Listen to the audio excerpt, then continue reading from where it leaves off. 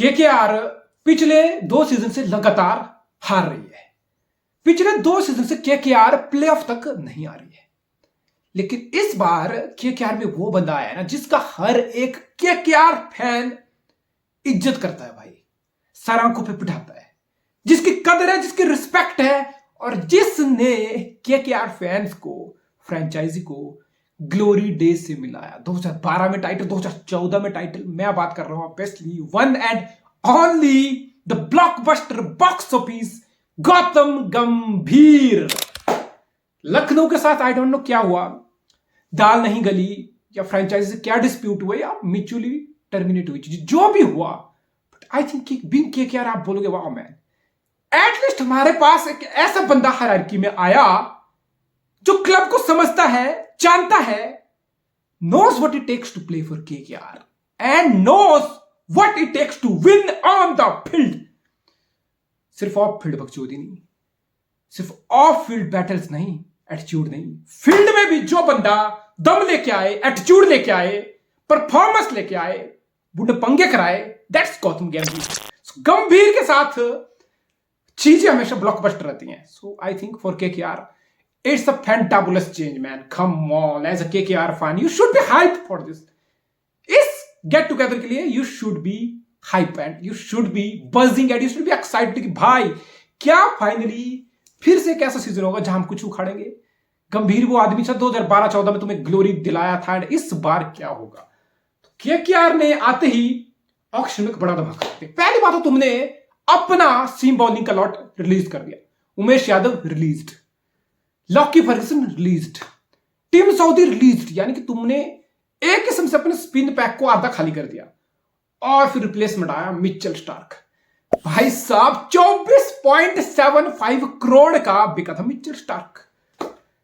मतलब बॉलर की डिमांड है भाई। जैसे आरसीबी ने अल्जारी जोसेफ 12 में खरीदा, जैसे गुजरात ने स्पेंसर जॉनसन 10 करोड़ में खरीदा, जैसे हैदराबाद ने पैट कमिंस पे दांव लगाया, तो आप यहीं से समझ जाओ कि पेस बॉलिंग का दबदबा है, डिमांड है। इस ऑक्शन में तो बहुत जबरदस्त डिमांड थी। तो फिर जब एक मिचेल स्टार्क जैसा आदमी ऑक्शन में खुद को अवेलेबल कर रहा हो तो व्हाई नॉट। और जब आपके पास पर्स भी पड़ा हो तो ऑब्वियसली वही है ना, इन्फ्लेशन है, डिमांड ज्यादा सप्लाई कम है तो प्राइस इन्फ्लेटेड होगा, एवरेज चीजें भी महंगी जाके बिकेगी। But to be honest Mitchell Starc कोई एवरेज बॉलर है ही नहीं। 27 आईपीएल मैच सिर्फ मिचेल स्टार्क अपने करियर में खेला है, 34 विकेट्स, 7.12 का इकोनॉमी, दैट्स एब्सोल्युटली ग्रेट। अगर हम इंडिया की बात करें, इंडिया में टी20 में फ्लैट पिचेस की बात करें, एक बॉलर, प्रीमियर बॉलर सिर्फ 7 की इकोनॉमी से अपने करियर में जा रहा हो और विकेट्स अच्छे खास पिक कर रहा हो, तो कोई कम नहीं आ रहा। अगर मिचेल स्टार्क का पहला आईपीएल का मैच भी होता तब भी किसी को कोई सरप्राइज नहीं होता। We know what Mitchell Starc is. 2014 में मिचेल स्टार्क आईपीएल खेला, 2015 में खेला, 2015 के बाद पहली बार मिचेल स्टार्क ऑक्शन में आया, यानी कि 8 साल बाद मिचेल स्टार्क पहली बार आईपीएल खेलेगा। Come on, is a proven guy यार। मिचेल स्टार्क वो बंदा है जिसको फर्क ही नहीं पड़ता पिच पे क्या है, पिच पे नमी है, पिच पे डैम्पनेस है, पिच पे क्रैक्स है, पिच पे ग्रास है, पिच पे मूवमेंट है, कुछ मिचेल स्टार्क को लेना देना पिच से होता ही नहीं। One of those rare bowler जो पिच को बिल्कुल आउट ऑफ द क्वेश्चन कर देता है। लेना देना है मिचेल स्टार्क का रिलीज कैसे हो रहा है, मिचेल स्टार्क की नई गेंद से स्विंग कैसे आ रही है, मिचेल स्टार्क की यॉर्कर कैसे गिर रही है। That's I think is the key for Mitchell Starc. और मिचेल स्टार्क फ्लैट ट्रैक पे भी अपने दम पे सिंगल हैंडली मैच टर्न अराउंड कर देता है। सो आई थिंक केकेआर होप करेगा कि मिचेल स्टार्क वो आदमी हो जो उनके सीम बॉलिंग अटैक को लीड करे, पैक को लीड करे।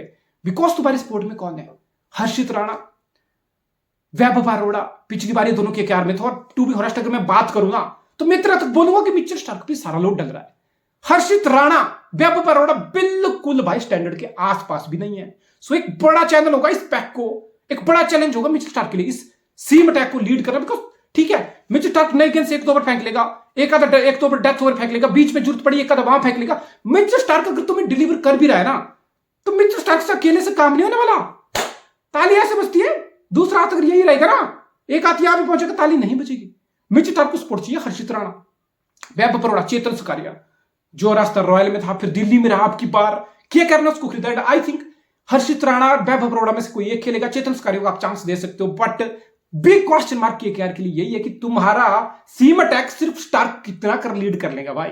स्टार्क के तो 4 ही ओवर होंगे, बाकी 8 ओवर तुम्हारे 2 सिमर्स को डालने पड़ेंगे और उनकी कैपेबिलिटी पे मुझे बहुत बड़ा शक है।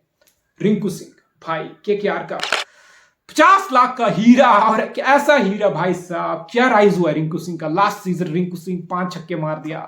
Last season Rinku Singh pocket dynamite, बड़े बड़े मैच फिनिश किया, अंडर प्रेशर आके बड़े बड़े बॉलर्स को पेला। To be honest, Rinku Singh is the guy. India के लिए डेब्यू हुआ, इंडिया के लिए T20 वर्ल्ड कप में इस साल रिंकू सिंह बड़ा प्लेयर होने वाला है। इस guy with a week heart, never complaining, smiling, fielding top notch, batting के साथ कभी कोई मसला ही नहीं भाई, आता है अपना काम चुपचाप करके जाता है। What a guy to have, come on. तुम किसी भी फ्रेंचाइजी के फैन हो, तुम किसी भी फ्रेंचाइजी के पागलपंती में हो, Rinku Singh is the guy you have to love. Come on, what a guy, what a player. तो केकेआर के लिए रिंकू सिंह जेम है, एक हीरा है।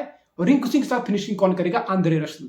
अगर पिछले सीजन की बात करूं तो आंद्रे रसल के स्टैंडर्ड से ना बहुत एवरेज सीजन था, बहुत बैंग एवरेज सीजन था।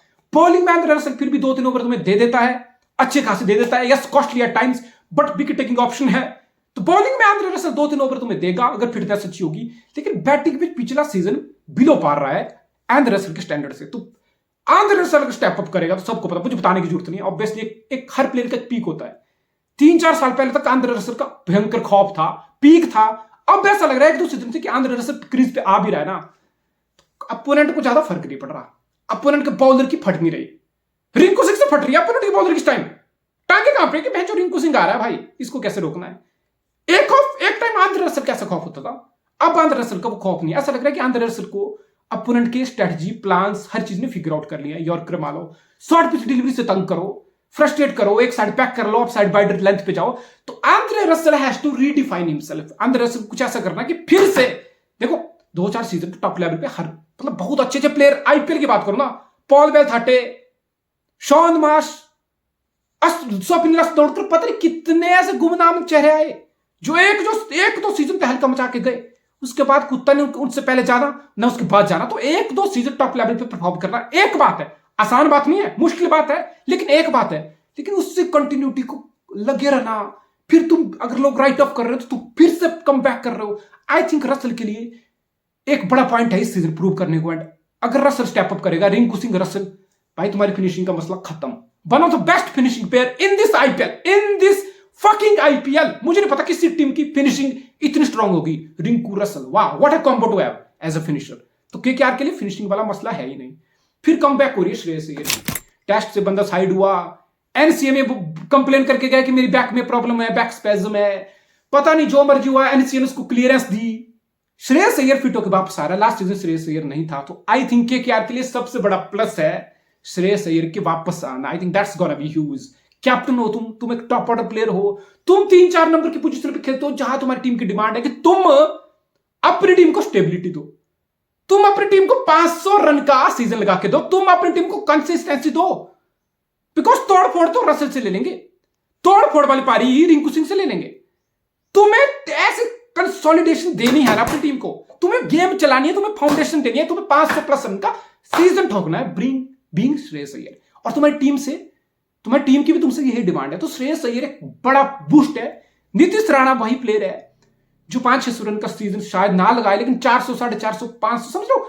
मतलब नीतीश राणा को देख के लगता है कि बंदा जितना टैलेंट है ना जस्टिफाई कर रहा है, जितना मर्जी उसमें है, वो बंदा लिमिटेड चीजों के साथ भी कुछ ना कुछ उखाड़ने की हिम्मत बंदा रखता है। तो नीतीश राणा, श्रेयस अय्यर, फिर top of the order Gurbaz, Roy pulled out हो गया, रॉय की रिप्लेसमेंट है फिल साल्ट। फिल साल्ट पिछले साल दिल्ली में था।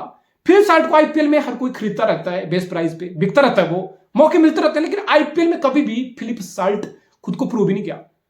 पिछले साल दिल्ली के लिए फिलिप साल्ट हगा, लेकिन पिछले उसके बाद का दिल्ली से पहले का 2 साल उठा लो फिलिप साल्ट के, इंग्लैंड के लिए 50 बॉल में 100 पेल दे रहा है वो, 30 बॉल में 70 पेल दे रहा है वो, यानी कि तोड़ फोड़ इंग्लैंड को स्टार्ट दे रहा है फिलिप साल्ट। तो बीइंग केकेआर आप चाहोगे कि रॉय गए कोई बात नहीं, फिलिप साल्ट से हमें वो कंसोलिडेशन मिले, फिलिप साल्ट से हमें एक भयंकर स्टार्ट मिले, और साथ में वेंकटेश अय्यर ओपनिंग कर सकता है। अगर आपको दोनों फॉर्नर ओपनिंग स्लॉट में जाने हैं तो आप फिल साल्ट के साथ गुरबाज जा सकते हो। गुरबाज T20 का एक अच्छा प्लेयर है। गुरबाज का लास्ट सीजन उतना अच्छा नहीं था, लेकिन Gurbaz, Phil Salt, 2 destructive opener जो तुम्हें एक अच्छी भयंकर स्टार्ट रेगुलर बेसिस पे दे सकते हैं। वेंकटेश अय्यर का भी सीजन पिछली बार हल्का गया। ये बंदा भी चाहेगा कि मैं 1 सीजन वंडर बन के ना रह जाऊं, मैं इस बार अच्छे से कम बैक करूं। तो फिर श्रेयस अय्यर, नीतीश राणा एक सॉलिड मिडल ऑर्डर है, और फिनिशिंग रिंकू और रसल। फिर 4 फॉरनर कौन है? मेरे हिसाब से आप गुरबाज और साल्ट दोनों को खिला सकते हो। फिर रसल तो खेलेगा ही, मिचेल स्टार्क खेलेगा, 4 हो गए। आप बोलोगे भाई साहब इस टीम में सुनील नारायण की जगह नहीं बन रही, नहीं बन रही, और मेरे हिसाब से बढ़ने भी नहीं चाहिए। सुनील नारायण वो सुनील नारायण नहीं है कि 4 ओवर आएगा, मिस्ट्री आएगी, गेम बदल देगा, नहीं। आप 12 करोड़ के वरुण चक्रवर्ती को बेंच पे नहीं बिठा सकते हो। तुमने उस पर इतनी फेथ दिखाई कि तुमने उसको रिटेन किया। तुमने Varun Chakravarthy last season हगा last season वो, तुमने इतनी फेथ दिखाई कि तुमने इस ऑक्शन में उसको रिलीज नहीं किया। 12 करोड़, तुम्हें पता है तुम रिलीज भी कर देते, शायद बहुत फ्रेंचाइजी होती है जो सोचती है कि 12 करोड़ का रिलीज कर दो, पर्स बढ़ जाएगा, कुछ और साइन कर लेंगे, इसी को ऑक्शन में 3-4 में उठा लेंगे। नहीं, केकेआर बीइंग केकेआर, तुम वेंकटेश अय्यर पे बहुत भयंकर ट्रस्ट करो 12 करोड़ के प्राइस टैग के साथ। तुम्हें वेंकटेश अय्यर को बैक करना पड़ेगा। तुम उस पर भरोसा कर रहे हो बेंच पे बिठाने के लिए नहीं, तुम उस पर भरोसा कर रहे हो कि तुम्हें प्लेइंग 11 में वो बंदा प्रूवन है करके देगा। तो मेरे हिसाब से वेंकटेश अय्यर, सुयश शर्मा लास्ट सीजन की फाइंड भाई मतलब कहां से आया? स्काउटिंग का बिल्कुल क्रेडिट जाएगा केकेआर की स्काउटिंग को। आई थिंक ये बंदा मतलब वही है कि बंदा बॉलिंग से अच्छे ओवर किया। तो सुयश शर्मा और वेंकटेश अय्यर पे तुम बैंक कर सकते हो। What does that mean? कि तुम्हारे 2 फॉरनर ओपनर खेल सकते हैं। अगर तुम्हें सुनील नारायण को फिट करना है ना, तो फिर वही है, सुयश वरुण चक्रवर्ती तीनों एक साथ नहीं खेल सकते, तुम एक को सेक्रीफाइस करने पड़ेगा। एट द सेम टाइम तुम्हारा एक foreigner player opener Gurbaz salt में से सेक्रीफाइस हो जाएगा। सो मेरे हिसाब से जितना मर्जी तुम सुनील नारायण की बात कर लो, मेरे हिसाब से I think Sunil Narayan straight away playing 11 में नहीं आता है। मिचेल स्टार्क पे सीम बॉलिंग अटैक करने की रिस्पॉन्सिबिलिटी होगी, तो ये टीम कहां खड़ी है? आई थिंक सीम बॉलिंग मेरे हिसाब से केकेआर की सबसे बड़ी वीकनेस है। स्पिन में बॉक्स टिक है, फिनिशिंग में बॉक्स टिक है, ओपनिंग सॉलिड है, गुरबाज फिर साल्ट बॉक्स टिक है, top order Shreyas Iyer Nitish Rana box tick है। तो इस टीम की जितना मर्जी मैं एनालाइज कर रहा हूं ना, मुझे ज्यादा वीकनेस नहीं दिख रही। मिचेल स्टार्क के साथ वैभव बरोड़ा, हर्षित राणा, चेतन सकारिया एक आधा बंदा स्टेप अप कर जाए, केकेआर इस बार मेरे हिसाब से प्लेऑफ की एक बहुत बड़ी कंटेंडर है। I see KKR in the playoff. Come on यार, जितनी तुम्हारे बेस कवर है ना, तुम्हें प्लेऑफ में आना पड़ेगा। 2 साल से, पिछले 2 साल से तुम प्लेऑफ नहीं आए हो। Once you are in the playoff, तुम्हारे पास मैच विनर है, तुम्हारे पास रसल है, रिंकू है, श्रेयस अय्यर है, स्टार्क है, मैच विनर है। तो once you are in the playoff, तुम्हारा टारगेट प्लेऑफ आना होना चाहिए। और जिस तरीके का तुम्हारा स्क्वाड है, you should be in the playoff. And once you are in the playoff, नहीं फर्क पड़ता यार, सामने मुंबई है, ऑब्वियसली सीएसके है, नर्व्स हैं, माइटी टीम है दोनों, 10 टाइटल है, but you have to fancy. जब केकेआर 2012 और 14 में जीता था ना, कुत्ते ने केकेआर को ज्यादा चांस नहीं दिया था। तब भी सामने सीएसके, मुंबई जैसी टीमें थी, आरसीबी जैसी टीमें थी, कि तुमने उखाड़ा। तो ये तो टाइटल होते हैं ना, बड़े बड़े टूर्नामेंट होते हैं, ये तुम्हें छीनने पड़ते हैं, ये तुम्हें उखाड़ने पड़ते हैं, मुंह से छीनने पड़ते हैं भाई। ये तुम्हें ये नहीं कहा आओ भाई बैठो, केकेआर हो तुम्हें इज्जत मिलेगी, तुम शाहरुख खान की टीम हो, नहीं। ग्राउंड पे किसी को नहीं इज्जत मिलती, उतनी ही मिलती है जितनी तुम परफॉर्म करते हो। तो इस केकेआर की टीम में मेरे हिसाब से दम है ऑल द वे जाने का। शायद मे भी मैं थोड़ा ज्यादा बोल रहा हूं, ज्यादा हाइप कर रहा हूं, बट मुझे इस टीम में पोटेंशियल दिखता है। आई थिंक केकेआर इस बार डार्क हॉर्स की तरह ऑल द वे जा सकती है, प्लेऑफ मिनिमम जाना पड़ेगा।